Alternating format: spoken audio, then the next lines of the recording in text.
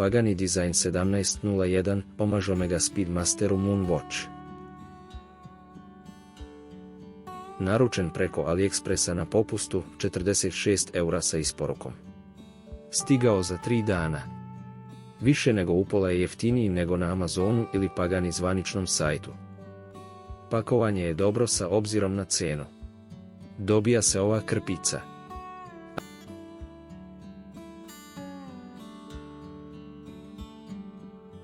Već na prvi pogled izgleda prelepo, a kako i ne bi kad mu je uzor daleko poznata Omega Speedmaster. Inače po meni jedan savršen dizajn. Pa da pogledamo izbliza. Dobro je upakovan i zaštićen folijama. Težina mu je oko 138 grama sa metalnom narukvicom slično kao i kod Omege. Čvrsta kutija sa sunđerima dovoljna da obezbedi sigurnost sata. A tu je i uputstvo za upotrebu. Uputstvo je za sve njihove mehanizme, pa trebate naći vaš koji ste kupili.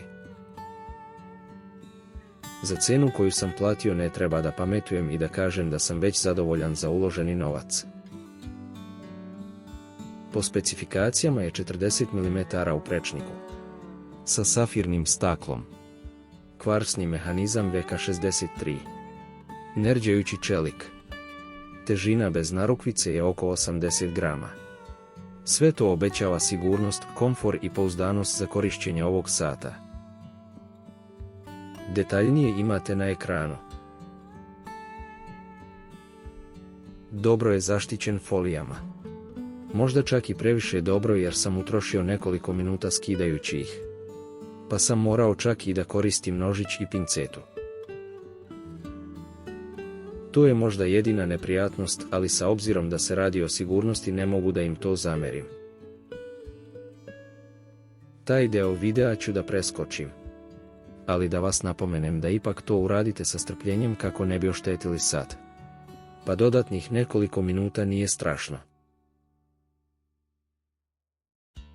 Kad se uklone folije sat zablista u punom sjaju i prvi utisci su više nego pozitivni.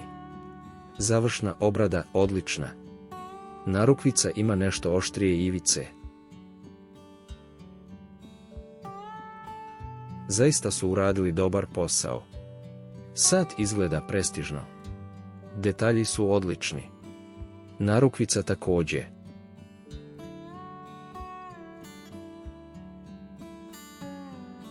Poleđina sa raketom koja za razliku od Omege napada Saturn. Fin detalj.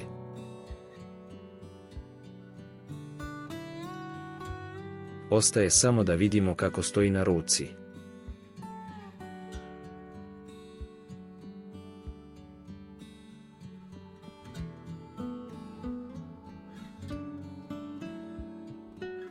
Ako kažem da je sat premašio moja očekivanja, sve sam vam rekao. Lagan. Prijatan na ruci. Dizajn brojčanika po meni savršenstvo jedno. Hvala Omegi za to. Iako je 40 mm u prečniku, nosi se kao 42 zbog krunice i pušera. Meni to savršeno odgovara, ali oni sa manjim zglobom neka imaju to u vidu.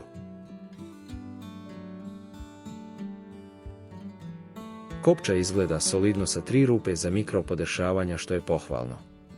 Mada nisam uspeo narukvicu da pomerim do posljednje rupe, pa eto i neke zamerke.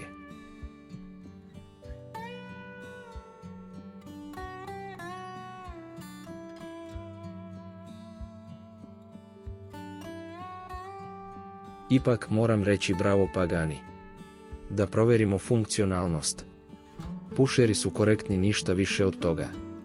Sve radi kako bi trebalo.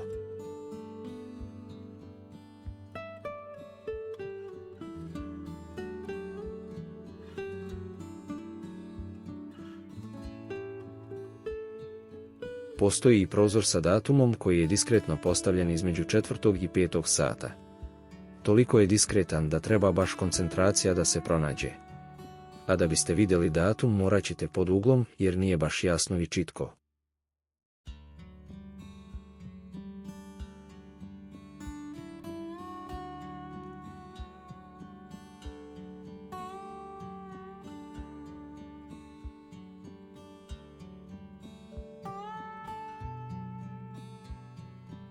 Imamo bezel koji je fiksan baš kao i kod originala.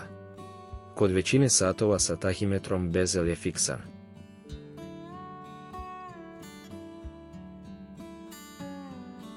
Hronograf funkcije su prisutne i rade. Nije da će mi trebati, ali jednostavno volim takav dizajn.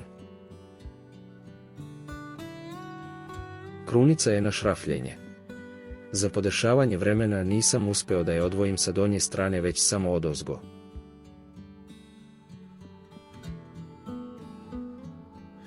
Narukvicu sam skratio. Iako sam mislio da je 3 link, ipak je 5 link narukvica. Pogledajte ove međulinkove.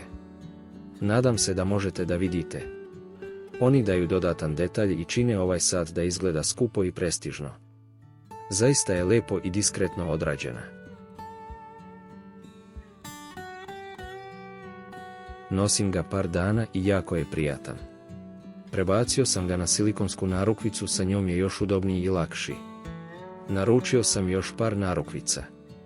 Sat je all round i može da se nosi na sve i uz sve, a gotovo svaka narukvica ide uz njega i pretvara ga od sportskog do elegantnog sata. Luminacija je sasvim dobra, ali ne traje. Preporučujem svima ovaj sat.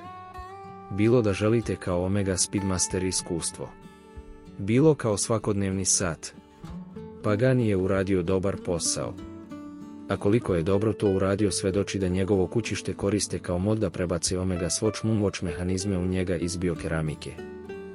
Ja sam ga uzeo pre svega zbog Omega Speedmastera da vidim da li je uživo dizajn i sat lep i da li mi pristaje. Ispunio je očekivanja, pa će moj neki cilj biti upravo taj. Nov Speedmaster koji je za sada nekoliko hiljada eura daleko. Hvala na gledanju. Pretplatite se i lajkujte sat i stil.